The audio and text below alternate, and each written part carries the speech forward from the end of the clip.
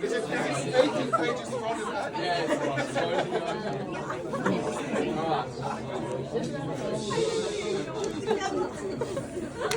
Good evening, ladies and gentlemen, and Carl. Thanks for being here. Much like Mark Schwanz, I'm going to keep this speech long and sweet. I think we can all agree that Mark has been dreading this moment for a very long time. For those who don't know, for as long as I've known Mark, I've promised that I would prepare a speech for his 21st birthday. Much to his disappointment, I've kept my promise. And I'll now take some time to bring a few great and a few not so great moments to the surface. Funnily enough, I was preparing this speech in secret, and I was planning on coming up here unannounced. But 3 days ago, I noticed 4 missed calls from Mark, followed by a 3-paragraph message. He had remembered my promise. He was petrified, as he is now, and he gave me clear instructions of what I was not allowed to mention. Big mistake! Well, sorry, Mark. I dreamt of this day for years, and you will all be happy to know that I will not be leaving any stone unturned. I will begin by listing some of Mark's great attributes. As we all know, Mark is a wonderful friend. He's a good kid with a heart of gold. Being around Mark makes you feel like a comedic genius. But that's purely because he will laugh at absolutely anything you say. Mark is an incredible football player, dominating the big games like cup finals, where he sneaks onto the field under his alias of Sour Batch. Mark has an undying loyalty for Freiburg Football Club, which I think he loves possibly more than his own sisters. If you need any proof, he spent the first 6 years of his teens exiting the house in the same red Freiburg hoodie, which we really hope was thoroughly washed. It only took me one outdoor ed camp to realise that Mark is genuinely a human vacuum cleaner. His food only lasts 30 seconds, but sources tell me his speed isn't just limited to the dinner table. And let's just say his performances elsewhere tend to be more of a quick bite than a full-course meal.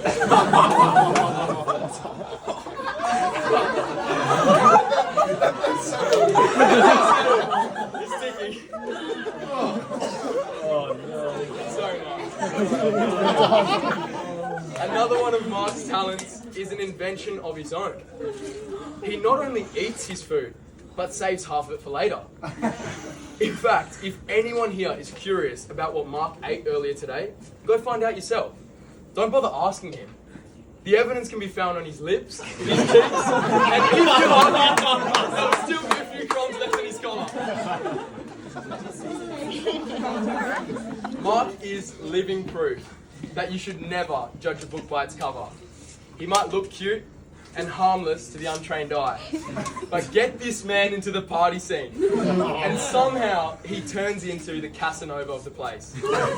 While the rest of us are off ordering drinks, the silent assassin is nowhere to be seen, only to reappear 20 minutes later with a big cheesy grin that tells us all we need to know. Although Mark doesn't kiss and tell, we know that some were good, some were questionable, and in some cases, he was given a second. He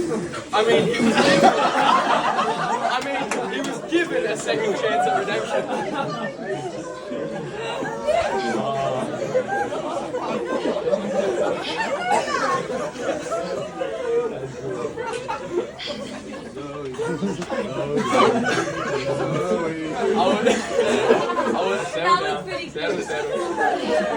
I would also like to give a shout out to Mark's amazing parents, Marco and Tanya.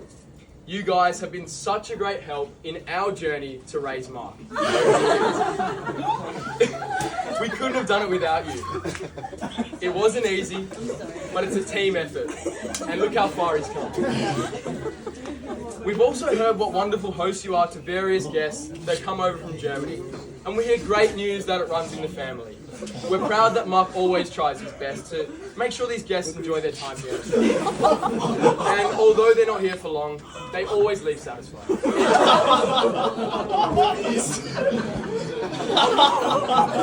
On the topic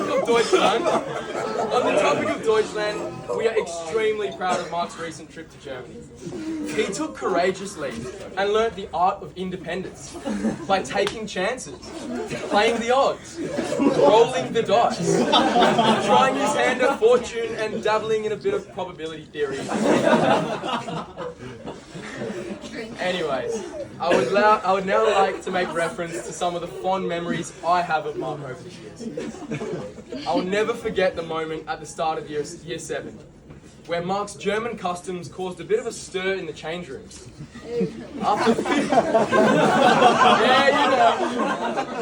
After finishing our first ever swimming lesson, Mark began a public viewing of Germany's finest bratwurst.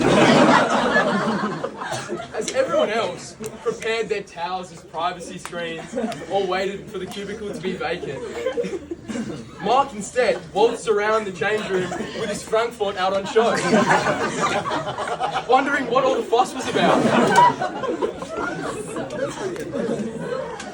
Although, of course, I later explained that Mark, this wasn't the norm in Australia. He opposed me, believing it was prude and too restrictive in Australia. Not to worry, he stuck to his guns, and he soon gained a following as he introduced all his friends to the beloved game of strip soccer. Mark, you definitely earned the last laugh there, mate. I'll also remind everyone that Mark has now reached the ripe old age of 21. And he's already had a near-death experience. I don't think many people can say that they've run full speed into a glass window, shattering the thing into pieces, sliced their shoulder millimeters away from their jugular vein, and lived to tell the tale.